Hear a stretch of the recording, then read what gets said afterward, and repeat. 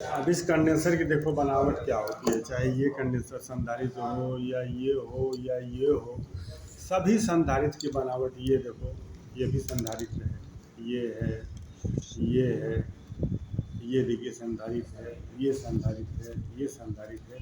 इसको पीएफ भी कहते हैं, इसको पीएफ भी कहते हैं, ठीक, क्योंकि इसका मान पिको फैरेड में होता है, ठीक। अब इस संधारित्र पर देखो देखो लिखा हुआ है, ये छोटा सा, ये देखो ये संधारित्र है, इस पर लिखा हुआ है 104, तो लिखा हुआ है 104। तो अब इसका मान हम कैसे निकालेंगे, कैसे हम इसका मान पढ़ेंगे, ठीक। तो पहला ये 2 अंक देखो, ये 10 है, तो 10 यहाँ हम लिख देंगे, लिख दिया।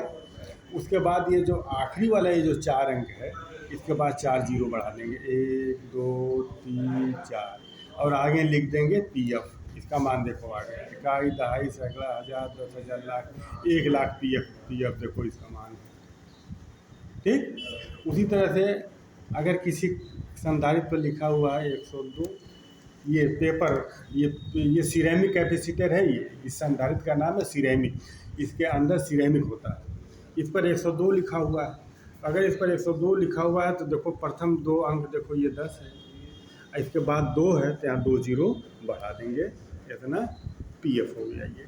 तो इस तरह से इसका मान निकालते हैं। इसके बारे में हम और बाद में बताएंगे, तुम लोग सब लोग जब आ जाएंगे, क्लास चलने लगेगा, तो इसके बारे में हम और डिटेल में बताएंगे। इसकी बनावट क्या होती है, जितने भी संधारित्र होते हैं इसके अंदर 2 प्लेट होती है। कोई भी संधारित्र आप ले लीजिए, ये इलेक्ट्रोलाइटिक है, ये इलेक्ट्रोलाइटिक है, ये सिरेमिक है, ये पेपर कंडेंसर है, ये भी सिरेमिक है। तो सभी कंडेंसर की बनावट ये होती है कि इसके अंदर 2 प्लेट होता है, एक प्लेट ये और एक प्लेट ये, ठीक ना। 2 प्लेट होता है, इस तरह से 2 प्लेट होता है। अब दोनों प्लेट के बीच में कोई कुचालक पदार्थ भरा होता है, जिसको परावैद्युत पदार्थ कहते हैं। इन दोनों प्लेटों के बीच में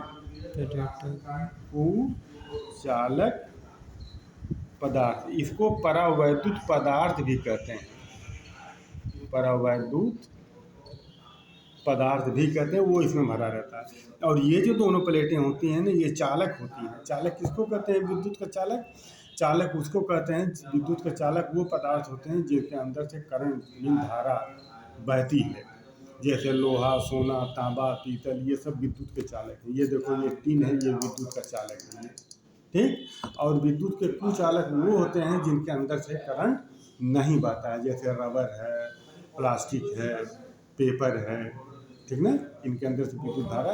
तो ये जो दोनों प्लेटें होती हैं, ये चालक प्लेटें होती हैं। ये टिन भी हो सकता है, एल्युमिनियम भी हो सकता है, ये चालक प्लेटें होती हैं। और इनके बीच में कुचालक पदार्थ भरा जाता है, और दोनों प्लेटों से देखो ये तार निकाल लिया जाता है, और इस पूरे सिस्टम को किसी चीज़ में इसको बंद कर दिया जाता है। इस पूरे सिस्टम को अंदर देखो, पूरे सिस्टम को देखो बंद कर दिया गया है इस एल्युमिनियम की बर्तन में, एल्युमिनियम के सेल में देखो बंद कर दिया गया है, और इसके ऊपर इसका मान लिख दिया जाता है। जैसे यहाँ देखो इसके ऊपर इसका मान लिखा हुआ है, इसके ऊपर इसका मान लिख दिया जाता है। अब ये संधारित्र आपका ये तैयार हो गया है, ये संधारित्र देखो तैयार हो गया, ठीक, ये आपका संधारित्र तैयार है। अंदर ये 2 प्लेट है। अगर तुम बैटरी से, ये मान लो बैटरी है, ये बैटरी का धन है और ये बैटरी का ऋण है। अगर बैटरी के धन को इस प्लेट से जोड़ते हैं, और बैटरी को ऋण से अगर आप इस प्लेट से जोड़ते हैं, तो थोड़ी देर के बाद ये जो कैपेसिटर है ये चार्ज हो जाएगा।